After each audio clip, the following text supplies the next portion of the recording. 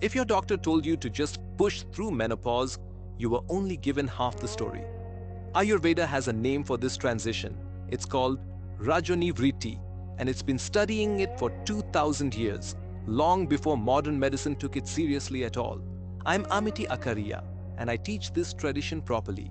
Not vague spirituality, but real classical, all-natural medicine paired with current research. Menopause isn't random. Ayurveda explains it as a natural rise in one force in the body, and that force is called Vata.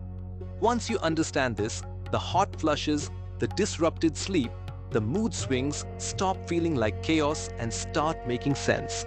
The free Dosha Veda quiz shows you your specific Vata levels and the imbalance with your natural constitution. It then provides practical steps, including which oils, foods, and herbs are best for you personally. So take the free quiz.